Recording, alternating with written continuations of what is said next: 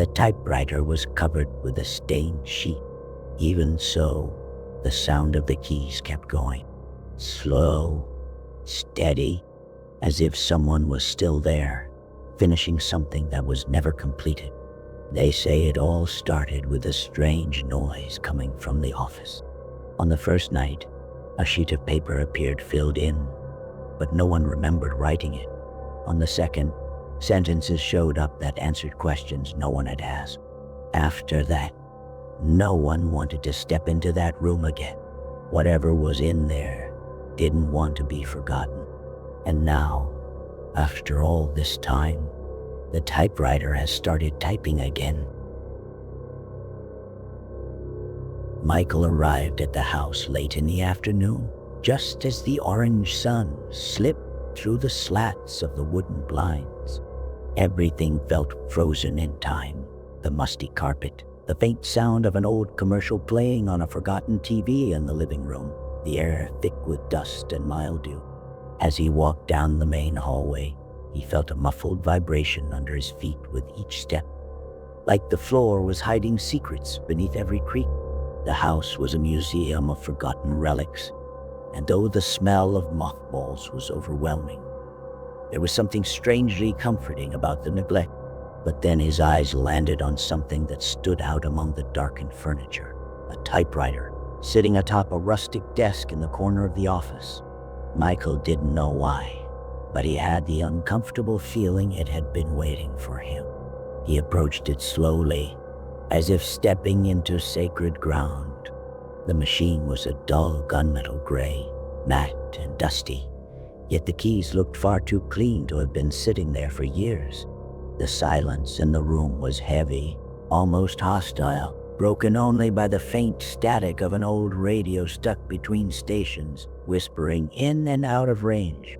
Michael brushed his hand across the top of the machine and felt a chill crawl up his arms, like he'd just touched something alive.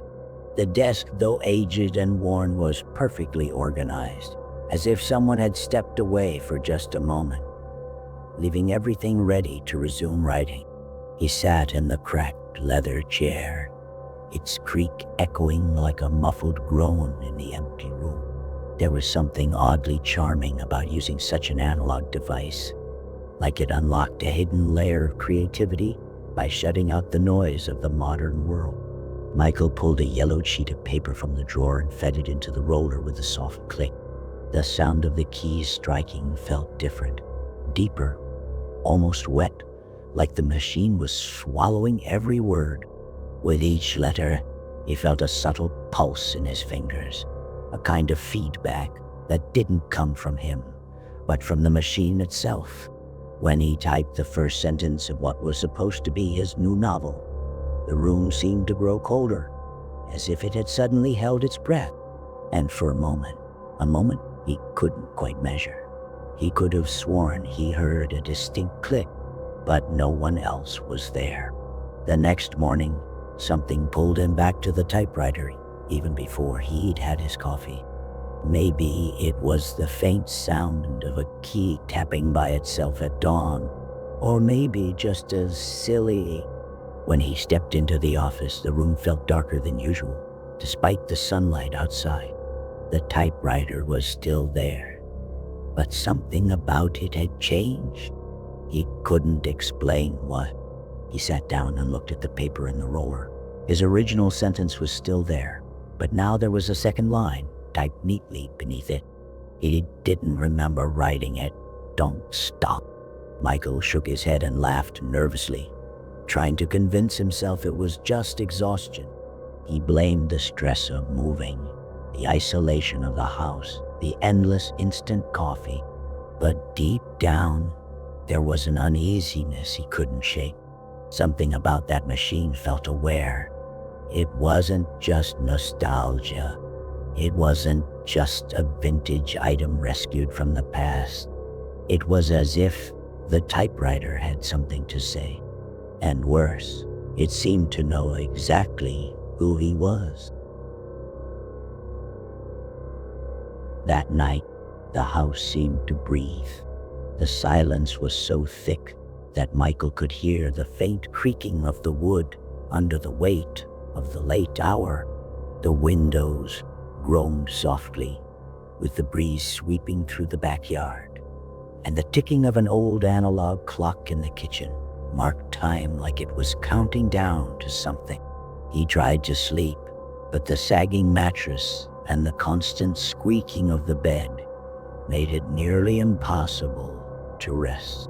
That's when he heard it, coming from the office, muffled, rhythmic, the unmistakable sound of typewriter keys being pressed. Michael sat up in bed, frozen. It made no sense. The typewriter was manual, no motor, no electricity, and yet the sound continued. And now he could hear the spacing between words, like something was typing out full sentences. Heart pounding, he got up and stepped into the narrow hallway, his pace slow and cautious, as the metallic clacks grew louder with every step. The lights were off. Only a sliver of warm light spilled from the office door, as if the machine itself was casting that yellowish glow. When he pushed the door open, the noise stopped. The paper in the roller was filled with a single line, typed in crooked letters, like someone had slammed each key with rage. "Stop ignoring me." Michael felt his stomach turn. That wasn't part of his novel. He had no memory of typing those words. He hadn't even sat there last night. When he touched the page, it was still warm, like it had just come out of a printer, which was impossible. He looked around, searching for a rational explanation, but the room looked exactly as he had left it, except for that message. Trying to take back control, he ripped the paper apart and tossed the pieces into the fireplace, even though he never lit it. It had to be his mind playing tricks, he told himself. Maybe it was exhaustion. Maybe it was sleepwalking. Or maybe it was the musty air of that old house messing with his head. He left the office without looking back, forcing away the creeping feeling that something or someone had been watching him over his shoulder. But even after locking the door, he couldn't sleep for the rest of the night. The next morning, eyes still heavy and thoughts clouded, Michael stepped into the office and froze. The page was there, whole, untouched, with the exact same phrase in the center. "Stop ignoring me." The typewriter looked satisfied, like a predator that had started to smile again. Michael instinctively stepped back, his body reacting to something his mind still refused to accept. And then, from the corner of the room, the old radio snapped on by itself, tuning into a forgotten song from the 1950s. No one had touched the dial. The days that followed felt like they were soaked in a fog of confusion and unease. Michael found himself staring at the typewriter for long stretches of time, as if waiting for it to do something. And sometimes it did. Always in the middle of the night, new lines would appear on the page, typed in frantic, uneven strokes, like each letter was fighting to escape. By morning, he'd find full pages, filled with descriptions far too vivid to be random. The words told stories of violence, of people being chased through dark alleys, of unfamiliar names. Each one dated, each one time, each one too real. He started storing the pages in a folder, organizing them by the order they appeared. As if piecing together a morbid puzzle, the narratives made sense. They were detailed, consistent, with recurring characters and specific locations. A woman being followed by a man in a soaked trench coat, a baby found in a river, a muffled scream echoing from the back of a phone booth.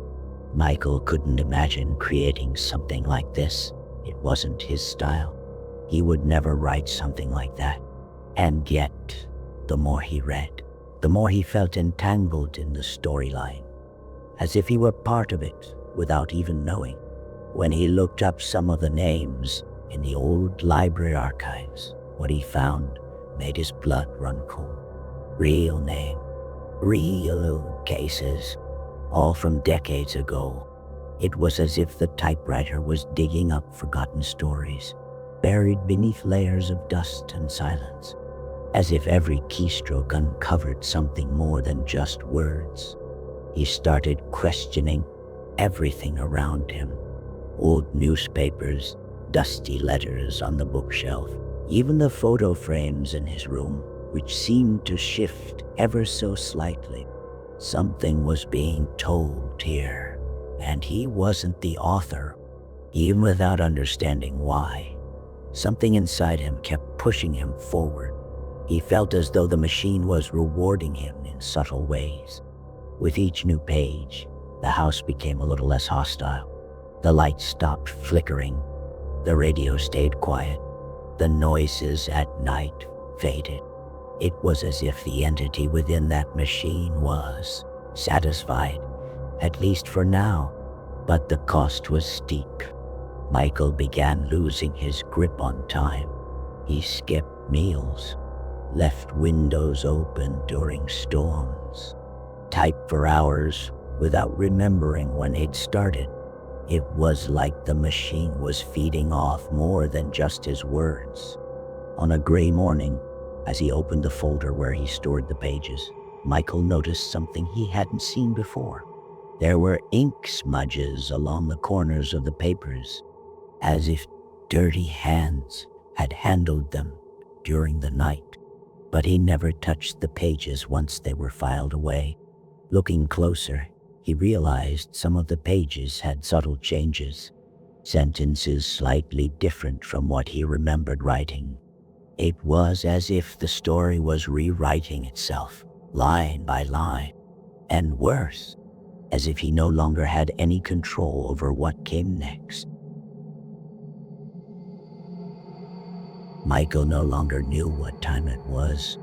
Hours melted around him, like old VHS tapes left out in the sun. He would sit in front of the typewriter at dawn, only realizing night had fallen when the radio crackled on its own, pulling in some forgotten slow ballad from the 60s. He typed like a man possessed, fingers flying over the keys, sweat pouring down his temples, his eyes bloodshot from straining under the dim glow of a desk lamp. The air was filled with a silence that didn't feel natural. It was thick, like even the walls were holding their breath. And every night, the typewriter demanded more. One morning, Michael noticed the ribbon had run out. But to his shock, the writing continued to appear, perfectly visible, as if etched into the paper by some invisible force. Even with no paper inserted, the keys clacked away in the dead of night, their sharp sound echoing through the hall. It was as if the act of writing no longer required him. He'd wait to find fresh pages waiting on the desk, often filled with phrases that felt directed at him, commands, threats. What once felt like fascination now felt like captivity. The house began to respond. The lights flickered like a broken arcade game. The mirrors fogged over despite no steam in the room. The radio, once playing gentle tunes, now spat out reversed voices, static and warped sounds. Doors creaked open slowly on their own, dragging out long, theatrical groans. Twice, Michael heard the phone ring, but when he answered, all he heard was heavy breathing on the other end. He hung up quickly, but the sound kept buzzing through the floor, as if the phone was still in use. That's when the dreams began. Always the same man, wearing an old suit, collar wrinkled, fingers stained with dark ink. He'd stand silently beside the typewriter, staring at it like a judge ready to deliver a sentence. But his face was never clear. It was always out of focus, blurred, like a damaged old recording. In the nights that followed, Michael woke up, gasping for air, his hands covered in black ink, despite never touching the machine. Sometimes, the smell of ink still hung in the room, mixed with the scent of scorched metal. Little by little, Michael stopped leaving the house. The windows were covered with old bed sheets. The phone line was disconnected, and the only constant sound was that of the keys. Sometimes soft, sometimes violent. He barely ate, slept even less, and the reflection in the mirror no longer looked like him. The typewriter gave off a low hum now, almost too faint to hear, but it was there, alive, and in that hum were voices, many of them, all speaking at once. He couldn't understand them, but he felt what they wanted, for him to keep going. And if he stopped, well, he didn't want to find out what would happen. One afternoon, while searching for clean paper in the bottom drawer of the desk, Michael found something he didn't remember ever seeing. It was an old envelope, yellowed, with burnt edges and the damp scent of decaying paper. There was no return address, just 3 letters scribbled on the back, illegible and distorted, as if the ink had run at the wrong moment. With trembling fingers, he opened it. Inside was a short, handwritten note, the letters slanted and aggressive. It needs to finish what it started, or it will never stop. The words seemed to pulse on the paper. Michael read the note over and over, trying to make sense of it. The handwriting didn't match any of his relatives. He searched through old family letters, photographs, even scribbles in ancient books on the shelves. Nothing matched. He had the unsettling feeling that the letters were alive, written in some kind of trance. Each time he reread the phrase, he felt like it shifted slightly, like there was more than one meaning buried within it. He sensed something creeping up behind him, but when he turned around, there was nothing, only the blurred reflection in the window. And still, the note burned in his hand like ice. That same night, acting on impulse, he tried to get rid of the machine. He hauled it out to the backyard, the weight feeling far heavier than it should have been. He dropped it into a metal trash bin and struck a match. The fire began slowly, crackling like brittle old paper being devoured. But just before the flames touched the machine, a sudden gust of wind blew everything out. Back in the living room, the radio turned on by itself. Static, and then laughter, muted, like an invisible audience mocking him. And when he returned to the office, the typewriter was right back where it had always been, untouched. The next morning, a new sheet had already been loaded into the roller. Michael hesitated before stepping closer. This message was different from all the others. It wasn't a story.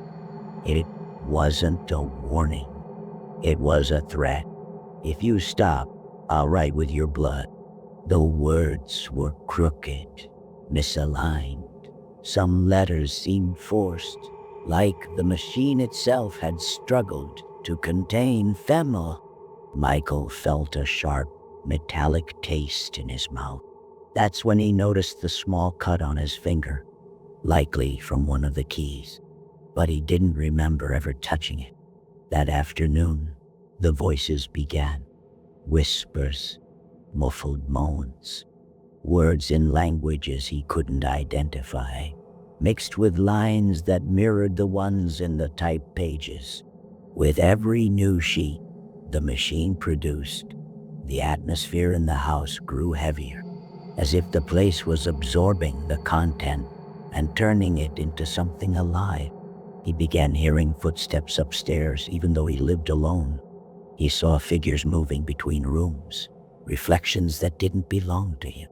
And deep beneath all of it, one terrifying certainty was beginning to grow. The machine wasn't just telling stories. It was continuing one that had started a very long time ago.